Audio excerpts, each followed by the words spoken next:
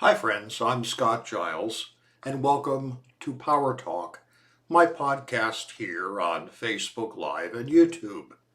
I cover topics related to spirituality, hypno-coaching, and the hypnotic arts and sciences generally.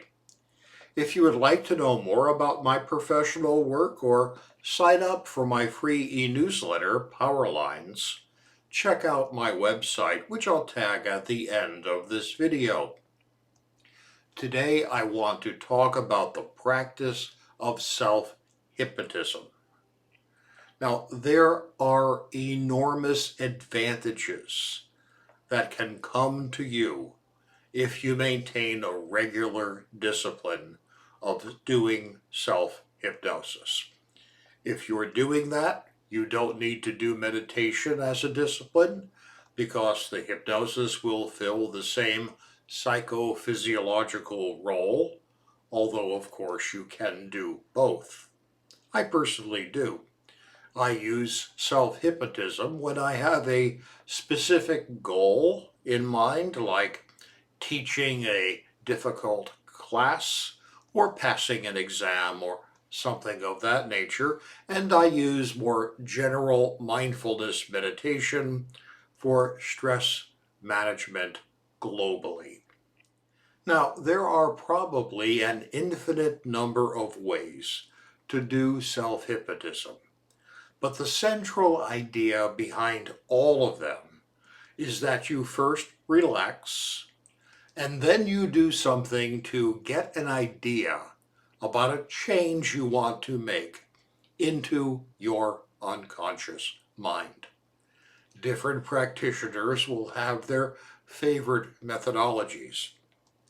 A very simple procedure is taught by my friend and colleague Art Leidecker, where he recommends that you sit comfortably, close your eyes, and imagine yourself walking into a safe, attractive elevator. You're at the top floor, choose a number like floor 25, and so you push the button for the ground floor and imagine the elevator slowly descending.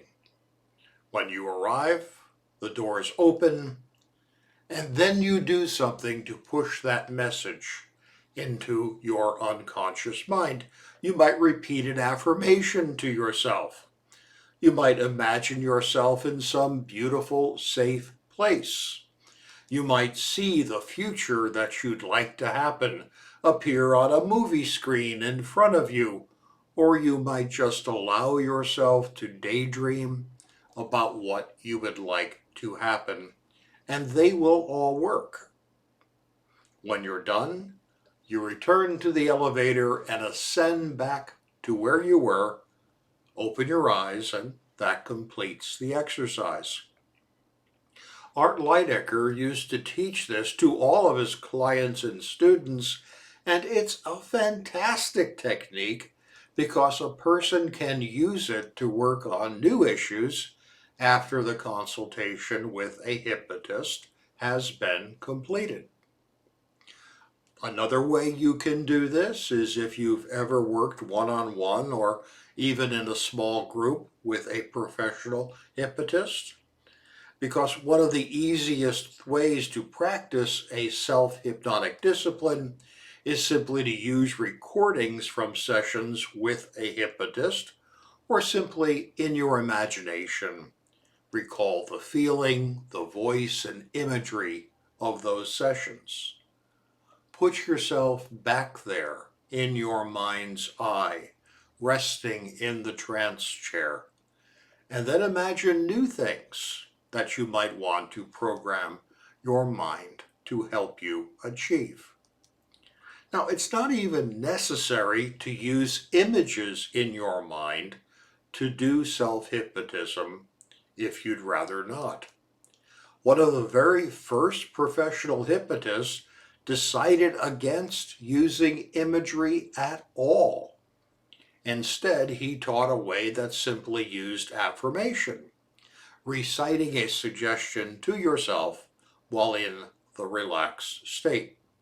Remember, self-hypnotism is what you're doing if you relax and then push an idea into your unconscious mind.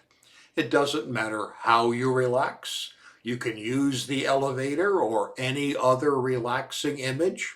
You can just progressively start at the top of your head and work down through the muscles of the body, relaxing them slowly, whatever you want. Nor does it matter how you push the idea into your unconscious mind. You can use images, you can use words. In fact, the latter technique, using words, has a long history in hypnotism, where it was originally called conscious autosuggestion, and it works fine. Commonly called the Coué method, it's based on the work of a French psychologist and pharmacist, Emile Coué, who developed it at the turn of the 20th century. Coué is in fact believed to be the person who first discovered what we now call the placebo effect. He found that if he gave his pharmacy customers a positive affirmation every time he dispensed a medicine, the customers did far better. So soon he developed a popular method of personal improvement based on a mantra-like optimistic autosuggestion. And the suggestion he used was, every day, in every way, I am getting better and better. The goal was to make the repetition of that statement routine in your life. To use it in your imagination, either imagine yourself in the presence of the hypnotist and then begin to chant it, or simply imagine yourself relaxing in some way and then begin to recite. 20 repetitions per day has become a common standard, and generally it's best to say the affirmation out loud. Most people find that once the repetition of this statement becomes habitual, your other thoughts will become more positive as well, and you'll not only find yourself more comfortable in your own life and more positive, you'll also discover that things tend to fall into place around you. That positivity that you generate through this method of self-autosuggestion, self-affirmation, self-hypnotism will help you solve other problems, because boosting positive expectancy is always a great idea and does wonderful things in the mind. For example, when trying to remember something that's slipped your mind, you might find yourself saying, well, no matter, it will come back to me, because you're a positive person, and you're positive because of the regular practice of self-hypnotism. Whereas other people will say, well, I've carelessly forgotten that.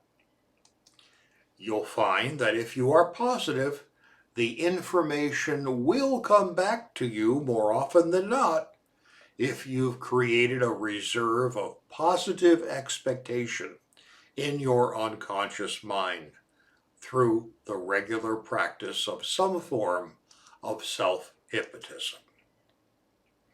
Now, I really like the Coué method of autosuggestion because it is theoretically elegant. It meets all the requirements of a well-formed hypnotic suggestion. Specifically, it is simple. It is positive. It is in the present tense. It is believable. It is measurable in the sense that one can journal and look for changes in your life. And it carries its own reward because it feels good to say it. Coué became famous during his lifetime, and he founded a school in Nancy, France in 1910 to teach techniques and strategies based on what he called his trick.